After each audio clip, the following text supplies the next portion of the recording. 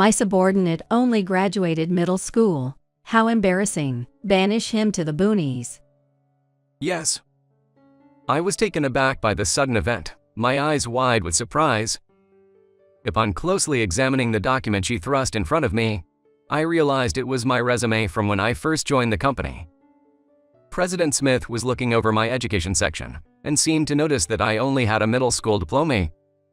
Your attitude has been so poor. I intended to check which university you graduated from. But to think you hadn't even finished high school, I never imagined that. She scorned my educational background and began to laugh uproariously. It's troubling to be told about a demotion all of a sudden. I've been with this company for 21 years. Please reconsider. I pleaded, but she was not willing to listen. All right, I'll start packing up right away. As I began following her orders, President Smith smirked with satisfaction. After packing up, I greeted my colleagues in the sales department and quickly left the company. President Smith watched me leave with a satisfied smile, but she would face her own downfall 3 days later. My name is Tim Brown, a 40-year-old man. Currently, I work in the headquarters of Donso Corporation, a small and medium-sized auto parts manufacturer, as a sales department employee. Having lost my father at a young age, I was raised by my mother, and despite our poverty, we had a happy life. Upon graduating middle school, I chose not to pursue high school to help with living expenses and started working part-time jobs. However, a year later, my mother passed out at work and was rushed to the hospital. The cause was physical issues from malnutrition and overwork, as well as mental health problems stemming from stress.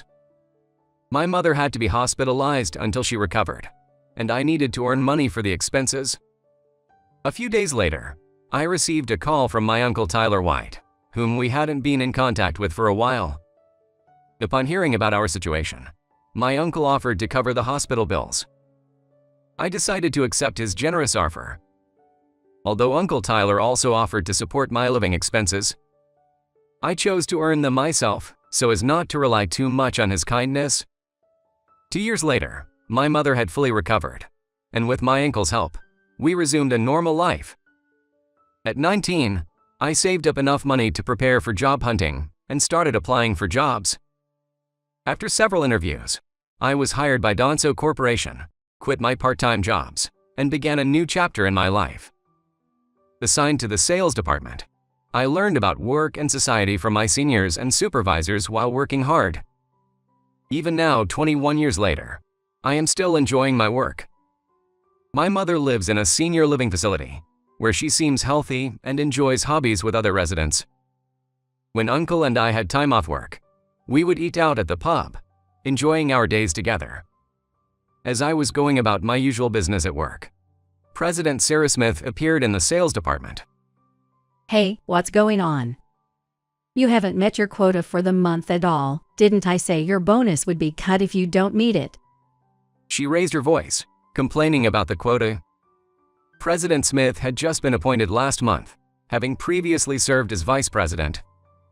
She usually carried a condescending attitude towards anyone who is not in a higher position than herself, which made her unpopular among the employees. However, she was more competent at her job than anyone else, which is why she was chosen as the president and is now busy with executive duties. President Smith also conducted occasional walkthroughs in the office, often complaining and demanding excessive work. Hey, Brown, are you listening? I'm talking to you. At your age, you should be outperforming everyone in securing contracts. Yes. She turned towards me and started yelling. I tend to be targeted because of my quiet appearance and being somewhat older. What kind of response is that? Do you even care? By the way, the new hires you're training seem to be falling short, with less than 10 contracts each. You need to coach them properly. But President Smith, they've only been here for a month. Despite the unreasonable quota this month, they've worked hard and secured contracts. I think that's more than sufficient. I argued back, but President Smith seemed unconvinced. An unreasonable quota? Don't be soft. This is normal. When I was an employee, I could have achieved this much by myself. Yet, with so many of you, you can't even meet half the quote I set. That's sheer incompetence. She ranted at all the employees. Although boasting, the quotas set by President Smith were truly unattainable for an average person. We had informed her that it was impossible, but she insisted on her views and forced us. As a result, there were plenty of complaints about President Smith, but if we kept arguing, who knew what she would do next? Despite my frustrations, I quietly apologized. "I'm very sorry." Seemingly satisfied, she stormed out of the sales department with loud, angry footsteps. President Smith continued to visit the sales department frequently, always finding me to complain about something. Hey, can't this department greet properly even when the president shows up? It's not enough to just bow your heads and say the usual greetings. Can't you say something nice like, "President, you look lovely today"? She even complained about things unrelated to work, making me sigh with frustration. But opposing her would only lead to more unreasonable scolding. I kept apologizing profusely to deflect the conversation, trying my best not to dwell on it. A few days later, I had a morning appointment for a business meeting, so I got ready and headed to the client's company. The meeting was a success, and we started a business relationship with that company, which had been a target of mine for a while. Pleased, I returned to the sales department in a good mood. I immediately reported to the director, who commended me, saying, "Well done." That company was also one that President Smith wanted to deal with. Thanks to you, Brown. It's finally a reality. The director said with a smile, and I couldn't help but give a shy smile in return. As I was preparing to report to President Smith, she happened to visit the sales department. It seemed she was on her usual rounds, but I took the opportunity to inform her of today's negotiation outcome. "President Smith, I've just concluded the negotiation. As a result, we successfully secured a contract and can proceed with the transaction." I reported proudly, but President Smith's reaction was unexpected. Oh really? You finally secured the contract? That's too slow. You need to do it faster. "What?" She dismissed the conversation without any praise, as if it were expected. The director and I were confused by her response. Then President Smith said something even more astonishing. "Brown, lately, your attitude towards me has been too disrespectful. You argue back at me, the president, and you can't even greet properly. I can't entrust important tasks to such an employee. From today, you're appointed to menial tasks." "Yes, menial tasks." She looked down on me with a smirk. I haven't been disrespectful to President Smith at all. I did greet her. And it's not arguing. I'm just stating my opinion. I protested, but President Smith shouted back at me again. "It's unbelievable that you won't admit your own actions, such a terrible employee, in my presence. Even stating your own opinion is disrespectful. You should just quietly obey everything I say." Her unreasonable views left me speechless with astonishment. Then the director stepped in to try and calm President Smith. President Smith, he has achieved a great feat for our company today. Could you possibly overlook this incident? However, she glared at the director and replied, "So what? Securing clients is normal for the sales department, isn't it? Just because he landed a contract with a decent company doesn't mean he can get carried away. If you argue with me again, I'll cut your salary. Brown, you're on menial duties starting tomorrow. Got it?" With those words, President Smith stormed out of the sales department, breathing heavily. From the next day, whenever she had the chance, she would check the sales department to ensure I was focusing on menial tasks. If I was found working on my usual tasks, she'd command laughingly, "Leave that to someone else and focus on the menial tasks. Support the employees who can actually do the job." Moreover, she started threatening to cut my salary now that I was on menial duties. I couldn't hold back and objected. "Cutting my salary is absolutely unacceptable. What do you think I've done?" But President Smith looked at me coolly and retorted, "Of course, you should. You're on menial duties now, don't expect to get paid the same as the other employees. She was laughing and completely dismissed my opinion. I was filled with anger due to her treatment, but due to my position, I had no choice but to comply. One day, as I was doing the menial tasks President Smith had assigned, she suddenly appeared in the sales department and approached me. Wondering what was happening, she thrust some documents at me. So you only finished middle school. No wonder you're such an incompetent employee. It's a disgrace to have a subordinate who didn't even finish high school. Banish him to the boonies. Me, yes. I was shocked by this sudden event, my eyes wide. Upon checking the documents she thrust at me, I realized they were my resume from when I first joined the company. President Smith looked at my education section and seemed to realize I was only a middle school graduate. Your attitude has been so bad, I intended to check which college you graduated from. But I never imagined you hadn't even finished high school. She scorned my educational background and began to laugh loudly. Angered by her demeanor, I couldn't help but retort, "What's wrong with being a middle school graduate, even without a high school or college degree?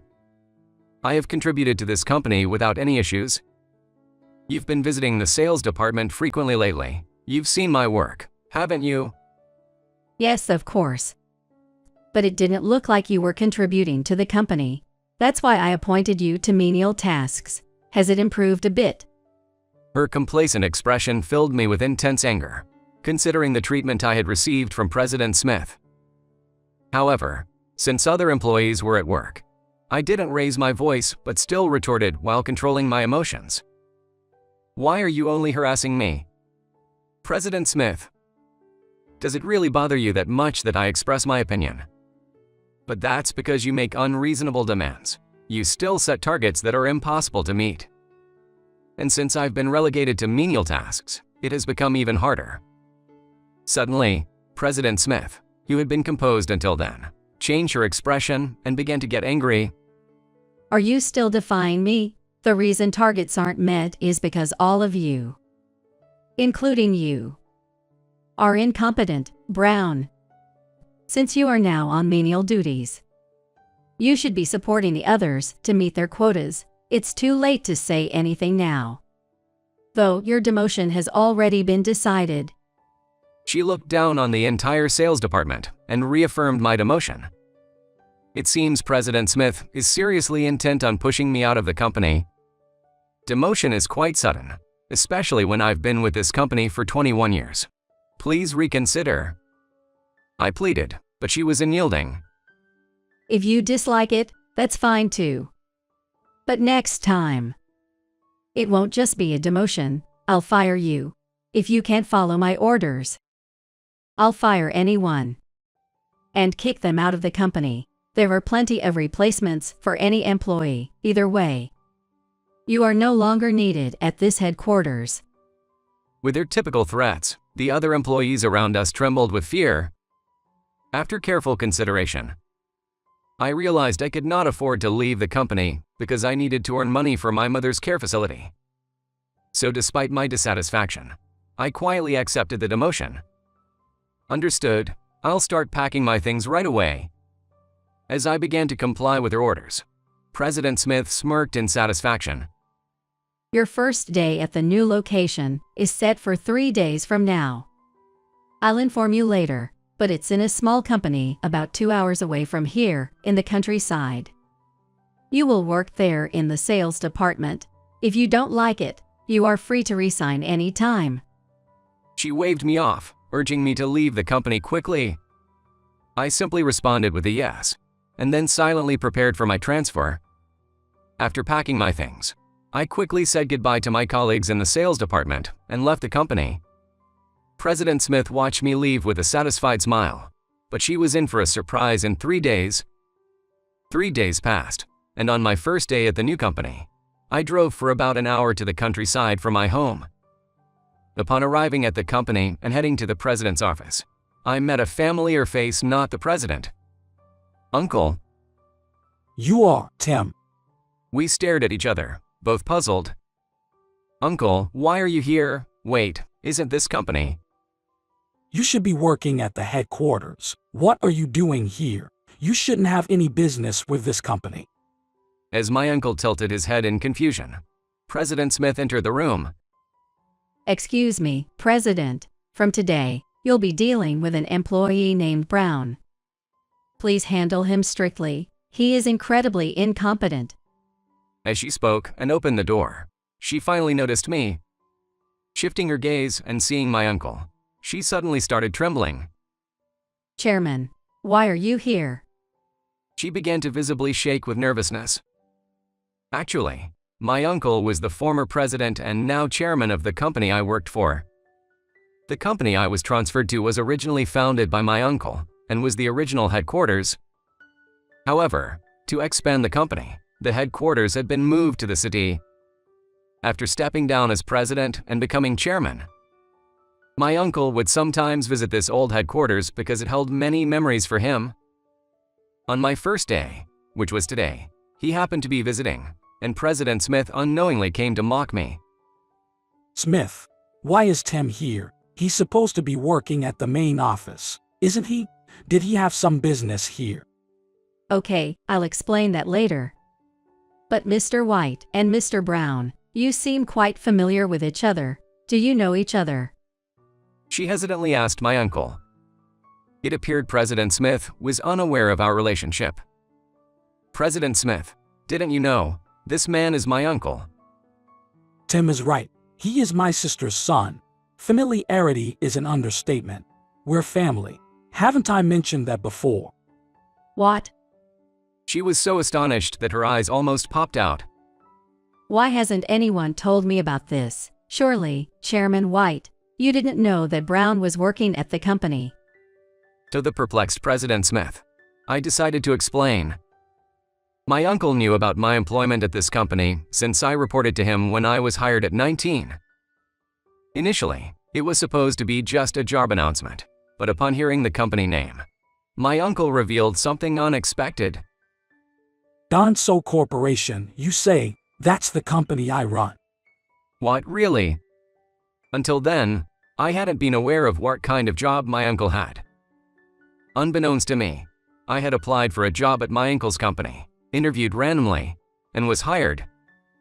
After I joined, neither of us had the chance to disclose our relationship to others, and so we kept silent until now. This is why President Smith was unaware of it.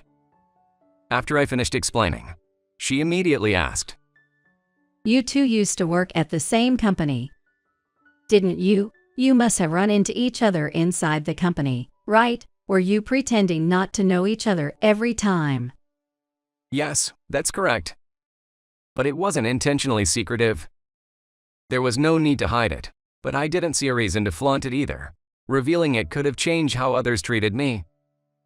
If I had said Tim is my nephew, all the employees would probably have tried to curry favor with him. Plus, the executives might have overrated him unnaturally, thinking he would dislike that. I also pretended to be a stranger. My uncle chuckled, and President Smith was dumbfounded. Mr. Brown, do you really have such high pride? No, rather, Tim has always had a strong sense of responsibility. Even after graduating middle school, he refused to let anyone else pay his living expenses, despite it being tough. He really takes after his mother in that regard. Despite President Smith's presence, my uncle and I were deep in a family conversation. Although President Smith was obviously confused, my uncle brought the conversation back on track and asked her, Smith, I asked earlier, but did you bring Tim here today for some reason? I haven't received any reports about it. Well, I'll explain that later. It seemed she hadn't yet informed my uncle about my demotion. I decided to report it myself, as President Smith hesitated. I've been transferred to this company starting today.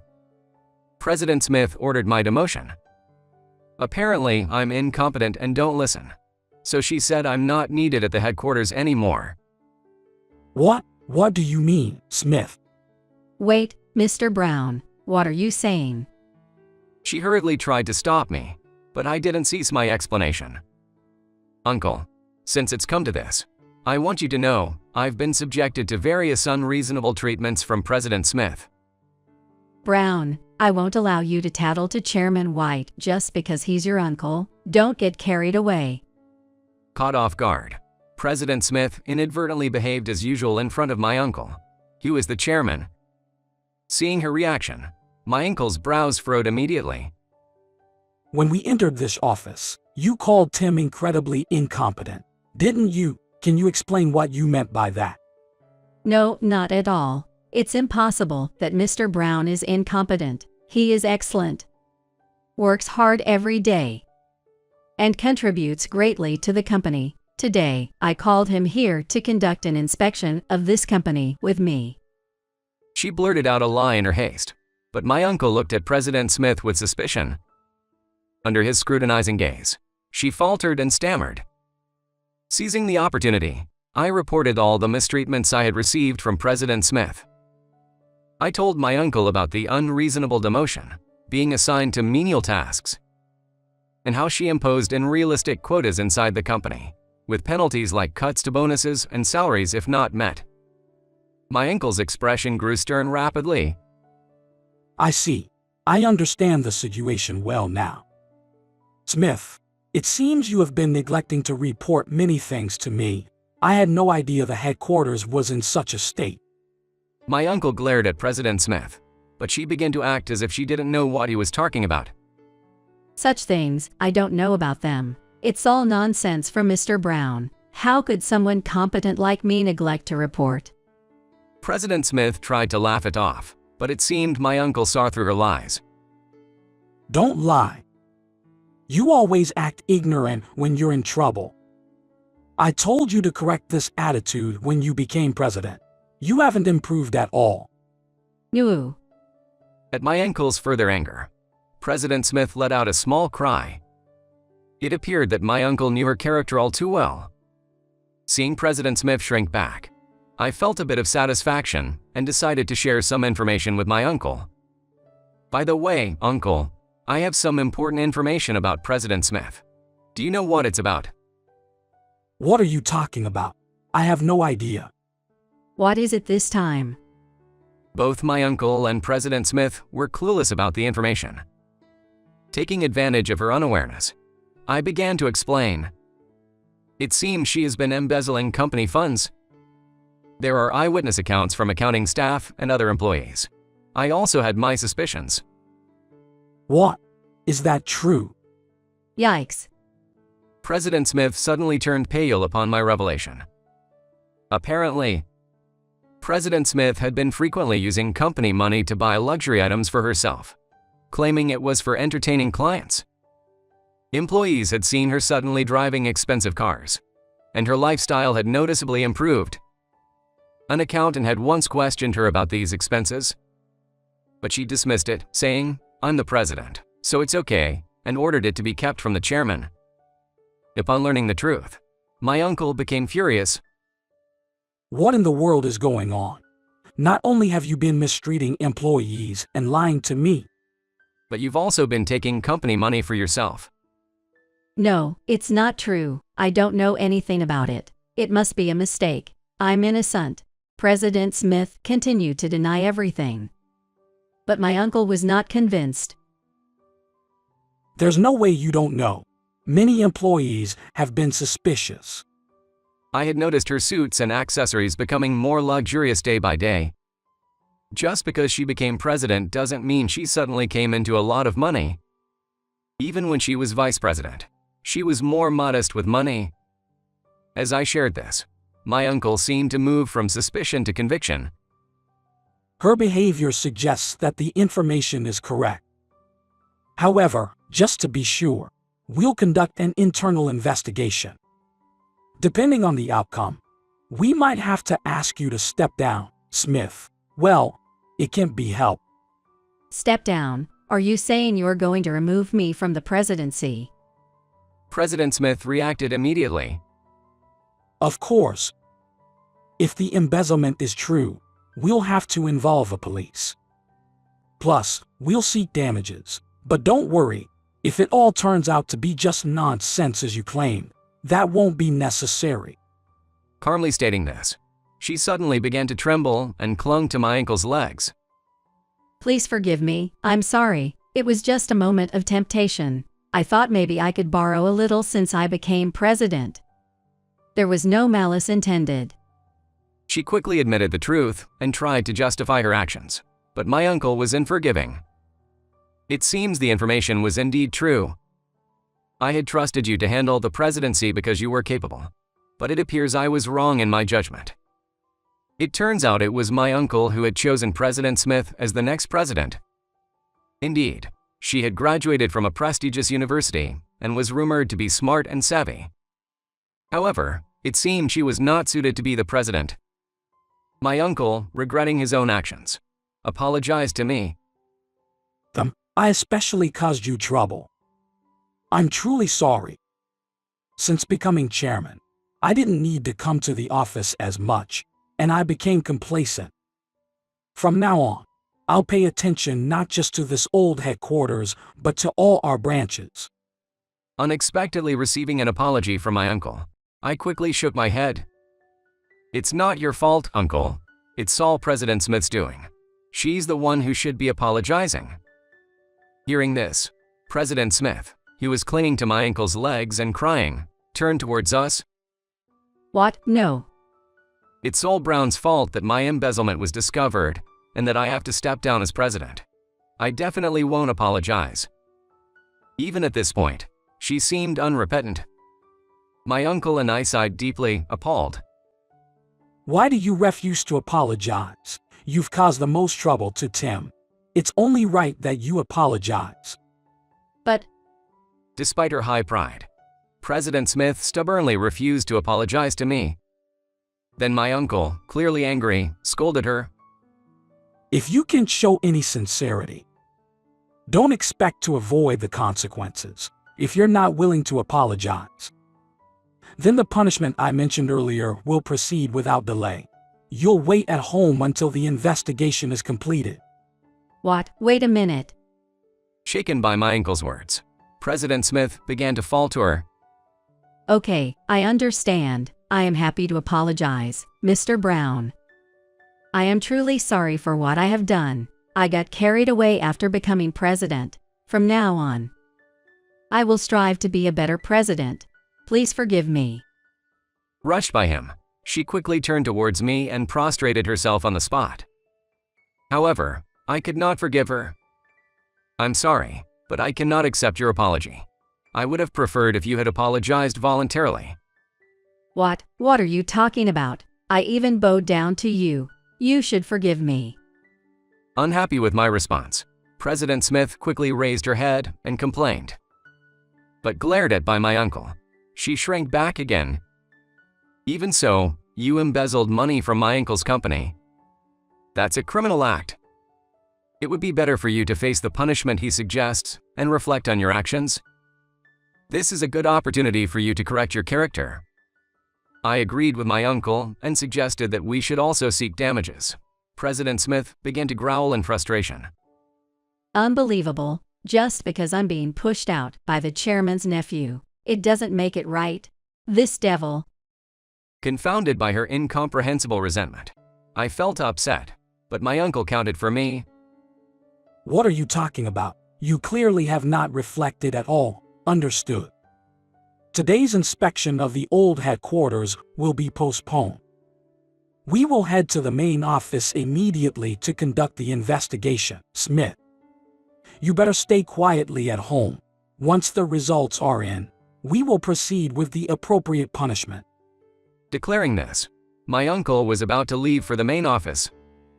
Feeling the gravity of the situation, President Smith clung to my uncle's legs again, tears in her eyes. Wait, please forgive me. It was all my fault. I'm terribly sorry for being presumptuous towards you. Mr. Brown, I get carried away after becoming president. Please, just don't ask me to step down from being president.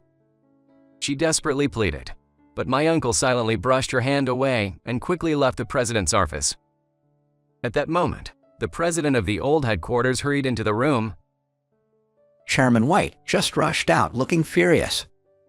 What happened while I was gone? Wait, isn't that President Smith from the main office? When did you come to our company? President Smith, too distraught to look at him, collapsed on the floor and sobbed. I reassured the incoming president not to worry and briefly greeted him, marking my first day at work. Leaving President Smith behind, I headed to the sales department, feeling refreshed. Shortly thereafter, my uncle went straight to the headquarters to conduct the investigation he had declared. A few days later, it was confirmed that the embezzlement I had disclosed was true, and my uncle summoned President Smith for disciplinary action. He ordered her resignation and announced her dismissal from the company. Additionally, the embezzlement was reported to the police, and she was promptly arrested and jailed. She was also sued for the embezzled amount and ended up burdened with a significant debt. Years later, after her release, she tried to find a new job but couldn't secure employment due to her criminal record and age. Reluctantly, she started working part-time in a field she had never experienced before. Due to her age and the cognitive decline from her time in prison, she struggled to learn the job. Consequently, she was targeted by her fellow part-time workers and is now known as incompetent, suffering from bullying at her new job. After enduring frequent harassment and changing jobs several times, she still faced bullying everywhere she went. However, due to her need to repay her debts, she couldn't afford to quit her jobs frequently and is now enduring hardships at her new workplace, living a poor life while diligently paying off her debts. As for me, even after President Smith stepped down, I didn't return to the main office but started anew at the old headquarters. The relationships at the main office were good, but the old headquarters, being in a rural area, had a closer-knit community, which I found more comfortable. I've already moved to a house near the old headquarters. As for the main office, the rapid resignation of the president became a temporary media sensation, but things have settled down now. The new president, formerly the executive vice president, is now handling the cleanup of President Smith's mess while working hard for the company. Known for his good reputation since his employee days, he continues to receive high regard as president. Thanks to him and my uncle's various efforts, the company's performance has not been affected and continues to operate as usual. My uncle, after sincerely taking care of the aftermath and President Smith's issues, has been very busy but has finally managed to get some rest. He plans to visit the retirement home where my mother lives soon. She still sounds energetic over the phone, and I'm looking forward to visiting her. Moving forward, I hope to continue supporting my mother alongside my uncle, ensuring she lives a happy and healthy life.